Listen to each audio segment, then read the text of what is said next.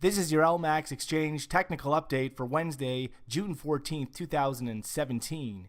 Euro dollar. So the euro has been consolidating recent gains off 2017 highs, but the overall focus remains firmly on the top side, with the market expected to trade up to fresh 2017 highs towards the next key medium-term resistance in the form of the August 2016 peak at 113.65 in that area. At this point, it would take a break back below 111.10 at a minimum to take the immediate pressure off the top side, but even a break below 111.10 wouldn't compromise the bullish outlook right now, with the higher low sought out somewhere above a previous higher low, which is in place around 108.40, ahead of a continuation of gains. Ultimately, it would take a break all the way back down below 108.40 to compromise the bullish outlook for euro dollar. Sterling dollar. So cable has been pulling back over the past several sessions since the market broke down below that previous resistance at 127.75, which had been support, but overall the breakout that we saw in April above 127.75 is a significant development and sets the stage over a medium to longer term move to the top side, with the next medium term objective all the way up at 135. This follows a period of consolidation that we had seen roughly between mostly 120 and 127 between the months of October and April, and so that breakout projects a measured move into the 135 area. Any setbacks that we do see from here should be limited to the 125 area, with only a break back below 123.60 to compromise the newly adopted constructive outlook for sterling dollar. Dollar yen. So dollar yen remains confined to a downtrend, with the market now approaching a retest of the 2017 low just over 108. At this point, look for any rallies to be very well capped ahead of 112, while ultimately only back above 114.37 would negate the current downtrend. Euro Swiss. So Euro Swiss has recently stalled out ahead of a key psychological barrier at 110, and with the market stalling out ahead of that barrier, the pressure overall remains on the downside, and there's risk for a continuation of declines now back towards some critical support for this market ahead of 106. At this point, it would take a break back above 110 to force a meaningful shift in the structure.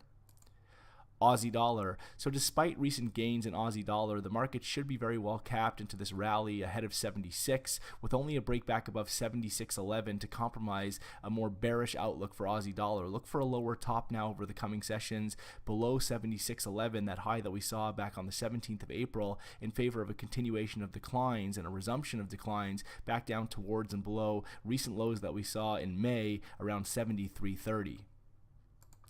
Dollar CAD. So dollar CAD has seen some significant declines over the past several days. The market has recently come off that 2017 high that was just shy of 138, and at this point it remains in question whether the market's going to adhere to a broader uptrend or if we're seeing a more significant breakdown. The recent break below 132.20 is notable and does shift the structure, at least over the short term, but if the market can hold above 132.20 on a close basis, then there is risk for the market to once again be supported in the 132 area in favor of resumption of gains back towards a retest and break of the 2017 high at 137.94. If, however, we close below 132.20 on Wednesday, it will open the door for deeper setbacks, potentially back towards next medium-term support, which comes in the 29.70 area.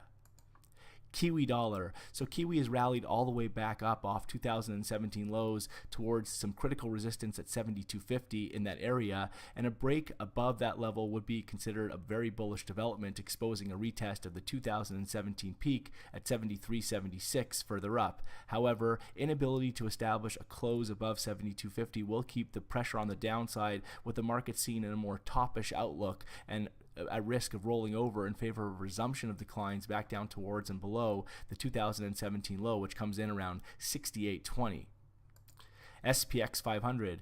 The S&P 500 continues to break to fresh record highs, and the recent break that we saw above 2400 now exposes a fresh measured move extension up towards the 2480 area over the coming days. At this point, it would take a break back below 2400 at a minimum to alleviate immediate topside pressure, while a break below 2320 would be required for a meaningful shift in the structure.